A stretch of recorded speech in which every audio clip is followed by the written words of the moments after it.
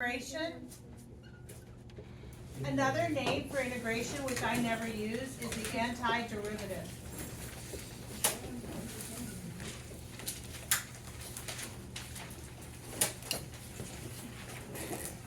Sounds kind of negative. We don't want to call it the antiderivative. Okay.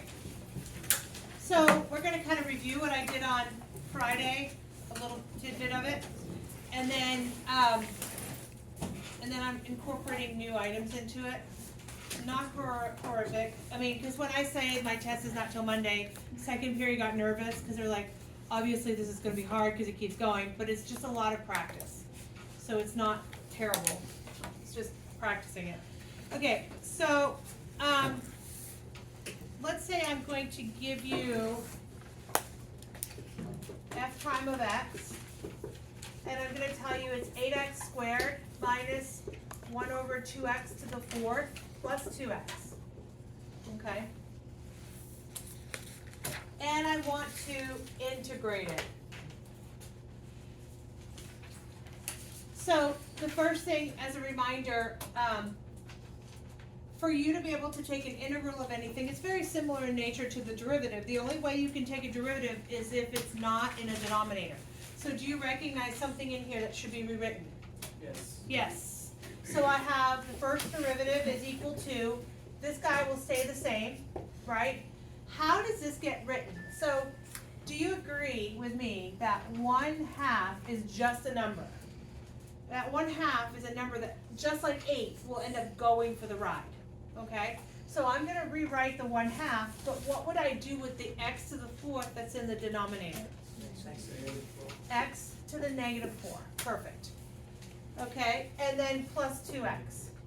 Now we've prepared this to be easy as far as integration is concerned, okay? So the symbol, as a reminder from last Friday, the symbol that says go ahead, take an integral, is, it looks like a very elongated S. Okay, so if you see that symbol somewhere on a test or anything like that, you know that you're going to have to integrate, okay? What is the integral of the first derivative of something? Just f of x. You're going to go back to its original. The goal of integration is to go back to the original. I also have paper up here if you need paper. I cleaned out my son's desk drawer, which apparently he never had paper, but he had paper. He had a lot of notebooks. All right, so now, what would we do with the number 8 as far as taking an integral? Bring it down. Bring it down, maybe go for the ride. Very good. So what is the integral of x to the second? It's going to be x to the third over 3. All right, are we cool? If you missed Friday, literally what we're doing is we're adding an exponent here and dividing by that number. Are we okay? Cool? Yes, yes. Okay, moving on, the 1/2 is going to go for the ride. What is my new exponent going to be for the next piece? X to the -3 over -3. Okay, and next one is going to be the 2 goes for the ride. And now x to the first becomes x to the second over 2. And then the last thing is you have to add plus c. What plus c does is it indicates that this is going to be the integral, but we just don't know where on the graphing scheme is located. I kind of gave an example the other day where we had x squared. Let's say this is x squared, this is x squared plus 1, and then like x squared minus 2, okay? If I derive each and every one of these guys, what would I get? I get 2x, 2x, and again 2x. So if I am asking you to integrate to go back to their original, so if I asked you to integrate, you would tell me that the integral of 2x is going to be 2x squared over 2, which reduces to x squared. That's lovely. So the integral of this is x squared. That's cool for this guy here. However, if I integrate that, I should get x squared plus 1. I don't, because I'm not sure where it's located in the scheme of things. So what I do to alleviate that issue is I add c to it. And that says, I know that this is what the graph looks like, however, I just don't know where it's located. All right, so there we have it. And if you want to clean this up a little bit, I would encourage you to, because we're going to do things with this. So this would be what, 8/3 x cubed. And then what happens with -1/2, and then the negative on the bottom there, the -3. Two negatives make a positive, and then 1/2, and then times the 3 in the denominator now becomes 1 over what? 1/6. X to the -3, the 2's can reduce, and there we have our new equation, the original equation. All right, how do we feel? Are we cool? Those of you that were here Friday, but were kind of not here Friday because you were sleeping or whatever, you're good. Those of you that were absent, we're good. Sweet. Now we're gonna have some fun. I don't know. I call it fun. You may call it not fun. So, I'm gonna tell you that the first derivative turns out to be this guy right here. And I'm gonna tell you, in this form that it's given to you, absolutely you don't know how to take an integral of it as of today, okay? However, calculus, when you're doing calculus, you typically have one step that is the calculus. The rest is a whole lot of algebra. So if I look at this over here, could you tell me of the steps, there's the written thing, there's step 1, step 2, step 3, which one of these would be the one step of calculus that I had to do? So the second one, because I actually integrated here. I did the integral. That is calculus. Okay? But then there's a whole lot of algebra that goes into play. So if I look over here, if I can algebra it first, that's the words I use, if I can clean this up to the best of my ability, I'm going to do that. Then I'm going to do the calculus. Then I'm going to clean it up some more. Okay? So if I'm looking at this, what does this thing call for you naturally to want to do to it first? Move the x. Distribute to the it. bottom. So I hear get rid of the x in the bottom. I hear distribute. I feel the distribution would be probably easiest to start with, and then we're going to handle the x, okay? So clean the top a little bit. So what would I do to clean the top of this? What's the formal name of it? Anybody know? Foiling, distributing, very good. So this would be x to the second plus 2x minus 3 over the square root of x. Is everybody cool? First, outer, inner, last is how we handle it. I don't know how everybody else does it, but. All right, are we cool there? Now, here's the question I have. Is it actually reduced to its lowest form? Not so much. Here's what I'm going to tell you. This will help you every single time. You know how to take an integral of something that is a power, x to a power, right? That's your basic knowledge right now that you have. So if I take this, and do you recognize that there are 3 items on the top? I could actually rewrite this as 3 separate fractions. What would the first fraction be? X squared over what? X to the 1/2 works for me, or the square root, whichever you choose. The next guy would be 2x over x to the 1/2. And the last guy would be 3 over x to the 1/2. Understand, if there's multiple items on top and there's one guy on the bottom, you could rewrite it as 3 different things. You could write them as individual fractions. The reverse is not true. If your bottom has more than one, you can't split them up. That's a no-go. It's just when you have a lot of things on top and one guy on the bottom, you should rewrite it. So this was algebra. This is algebra. I'm still going to algebra it. I'm going to clean it up to the best of my ability. So what do I have to do next? Bring them up. If I'm dividing with the same variable, what do I do to my exponential powers?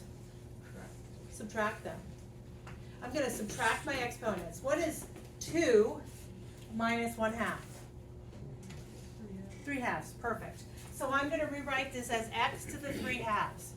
Okay, what's the next guy going to be? 2x to the first over x to the 1/2.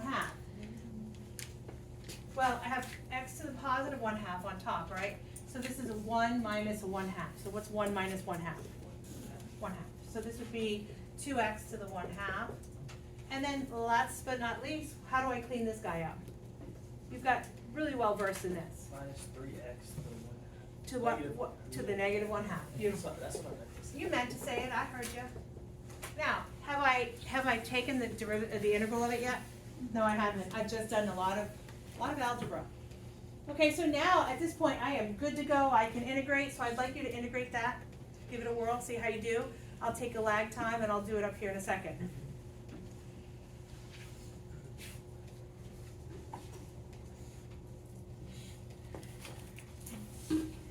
Are you good, Cooper? Yeah. Yeah? I think so. You think so?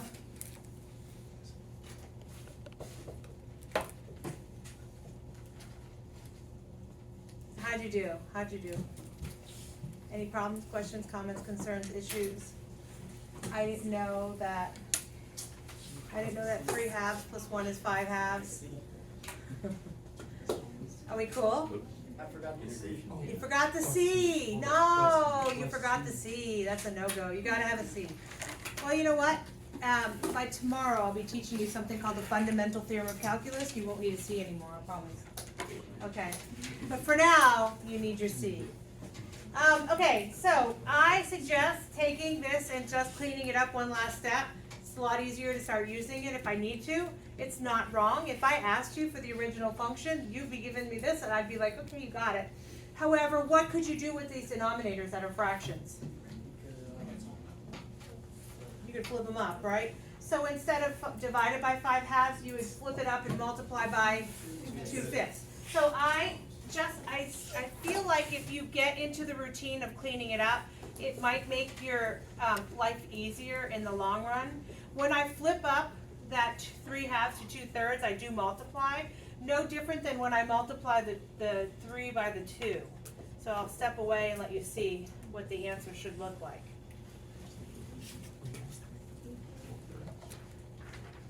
Any? When you flip it up, you multiply it by the reciprocal. Absolutely, yeah. It's just like when you are, like if I have 5 divided by 3/4, you take the reciprocal and multiply.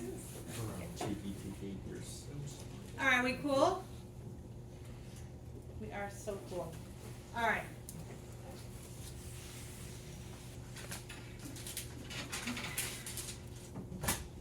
Did you finish your math class, by the way, Kelly? Yeah. What'd you get? I did, I finished it.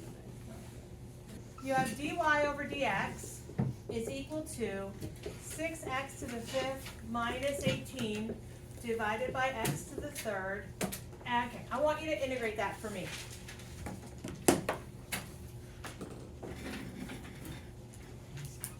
Algebraic first. Yay. Yes? No. Did you recognize that you had 2 items on the top with 1 guy on the bottom? Oh, no. Yeah. You didn't recognize that?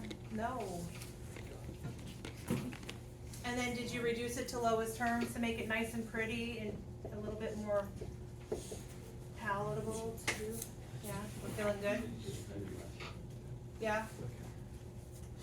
Okay, when you integrated it, because now we have to calculus it, right? So we have 6x to the 3rd over 3 minus 18x to the negative 2 over negative 2 plus c. Don't forget that, puppy. And you got y equals. Yes. Could you not just bring up like the 3 to make it, or 6 to x to the 5th minus 18 plus x to the negative 3? Or is it just easier? Okay, so you're saying, can I take this and bring it up as x to the negative 3 and distribute? Yeah. Yes. Okay. You have to Just, distribute. the only issue I have is that oftentimes people forget to put parentheses around this, and what they do is they distribute it here beautifully, but they forget to get all the way over here, and then you have half of it wrong. Got it, So, okay. yes, 100% you can do it that way. If you recognize that better, go for it. Just put parentheses around what you're multiplying by. Is that cool? Does everybody understand that question? Yeah? Yep. Okay, now, if I was to clean this up a little bit, do you agree I have y is equal to 2x cubed plus 9x to the negative 2 plus c? Yay. So, here's the next step that I have to kind of show you. Given this, and I want to tell you that it passes through the point 1/6, can you tell me the actual function, not this generalized function, can you tell me the actual function that made this work? Well, now that I've taken an integral of it, do you recognize it's saying, oh, by the way, it does indeed go through the number 1 and the number 6. 1 represents what? Your x value. 6 represents your y value. So if I plug them in, does it make sense that I'm going to be able to solve for C? So at that point, you have an ordered pair that it goes through, so you're going to solve for C.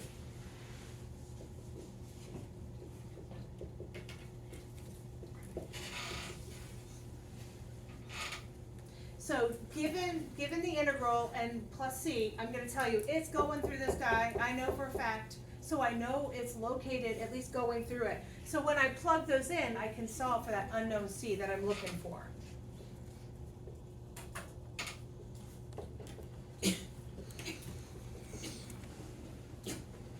Did everybody get -5 for C? Bless you. Is everybody good with the -5? Bless you, bless you. And so my final thing is I want to know the exact equation that had made it work. So I'm going to take y equals 2x cubed plus 9x to the -2 minus 5. And that will be your answer.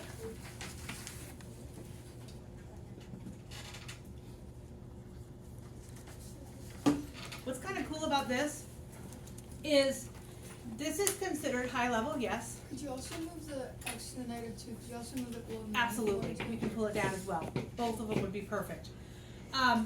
This particular question is high-level calculus. It's like a little bit mid-year of your calculus class that you would be taking.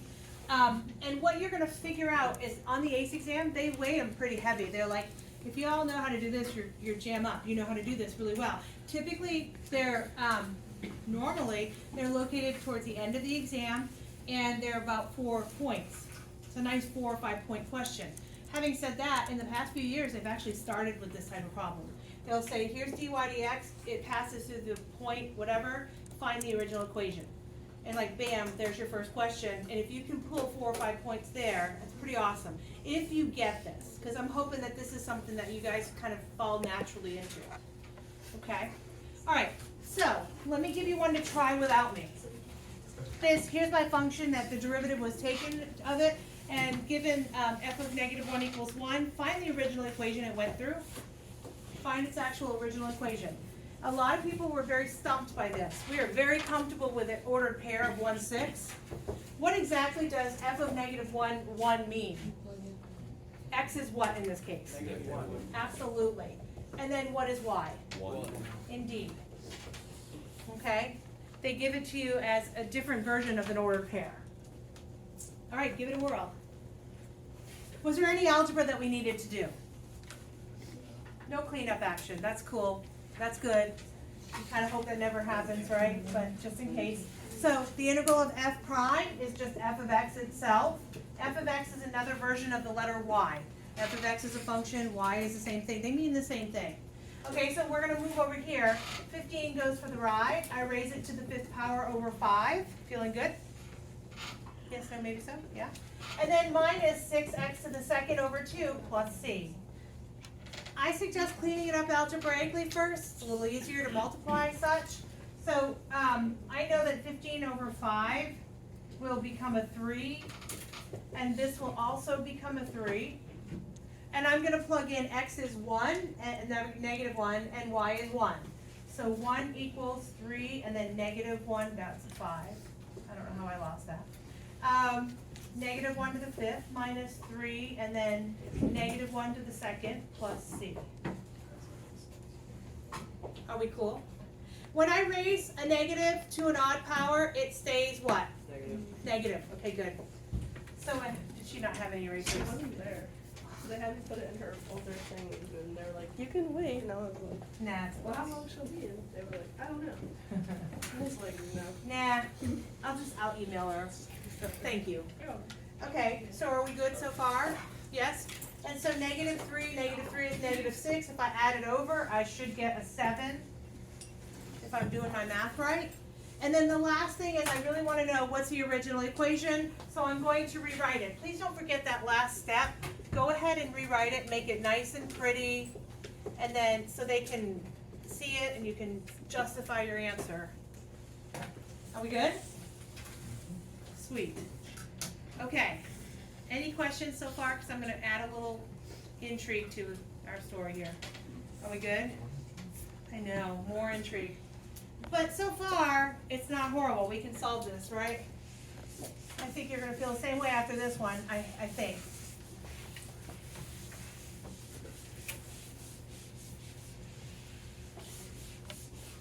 X is equal to kx squared minus 12x plus 5.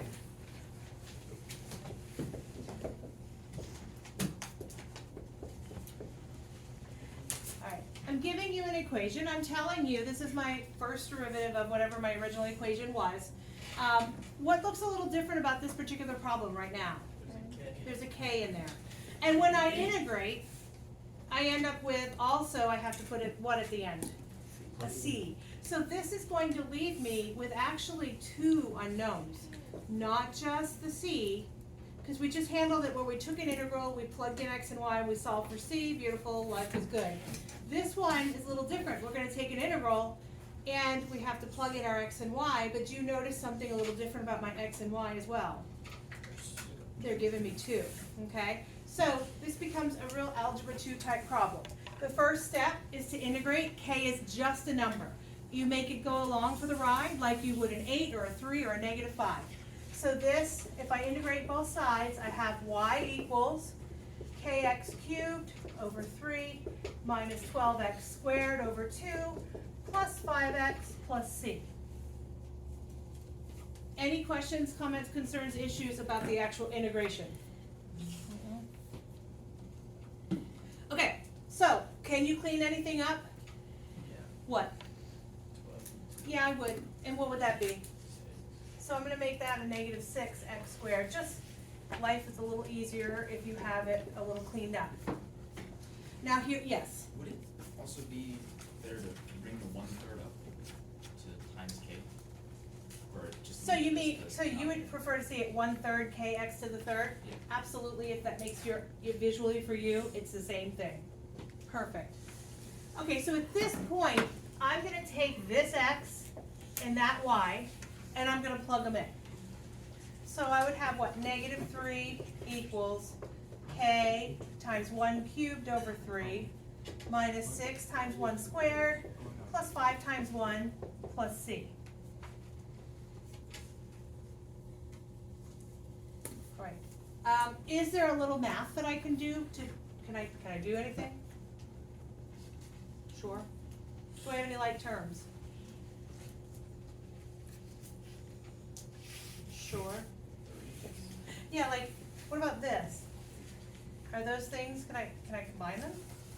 What would that be? Negative 3 equals k over 3, because the 1 goes away, minus 6 plus 5 plus c. What's negative 6 plus 5? Negative 1. And if I add that negative 1 over here, what do I get? Negative I get negative 2 is equal to, you cool? Yeah. Alright. There is my equation.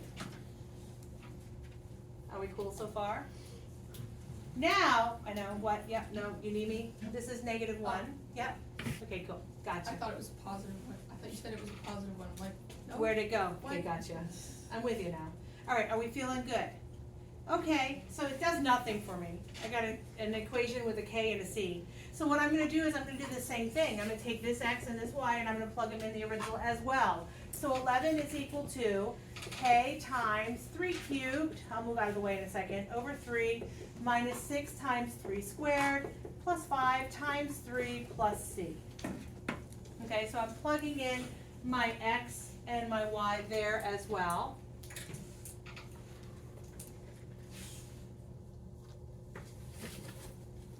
Sorry.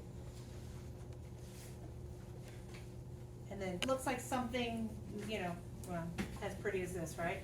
So 11 equals 27 thirds. 27 divided by 3 is 9. So 9k. 6 times 9 is 54 plus 15 plus c. So basically I'm going to take 11 plus 54 minus 15. I think it becomes a 50. Check my math. Sweet. So now I have two equations with two unknowns. Ooh, how do we handle two equations with two unknowns? Systems of equations we are going to solve simultaneously. We could use a method of substitution, the method of elimination, or we could even graph if we were so desperate to need to do that, but I would never do that. Okay, so substitution or elimination. So I have -2 equals k over 3 plus c, and then over here I've got 50 equals 9k plus c. What's my better bet? I think I'm going to use substitution. I'm going to solve for c in one and stick it in the other. Do you feel that way?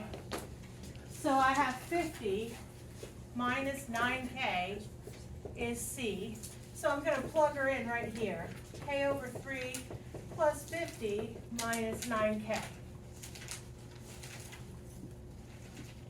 On a personal level, I'm frightened by fractions, so I'm going to multiply everything by the number 3. So I have -6 equals k plus 150 minus 27k. Makes me so much more relieved. -156 is equal to -26k. And I believe that goes in evenly.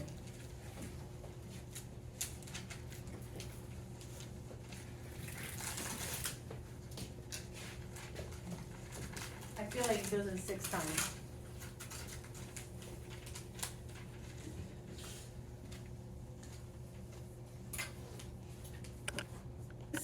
That's k, and plug it in. So 50 minus 9 times 6 is c. 50 minus 54 is c. -4 is c. At this point, I have solved for both the k and c, and I'm looking for the actual original equation. Do you agree? And I always try to kind of look at it here and say, this is the perfect spot to plug it in. Right? I'm going to plug in my k, and I'm going to plug in my c, and then I'm just going to present it that it's my equation. So we have y is equal to 6 divided by 3, so 2x cubed minus 6x squared plus 5x minus 4. And that is my original equation. How do we feel? Yes? No? Cool? As good as I can get? What time do we get out of here? 21, I got time. The next thing I'm going to show you is what we refer to as reverse chain rule.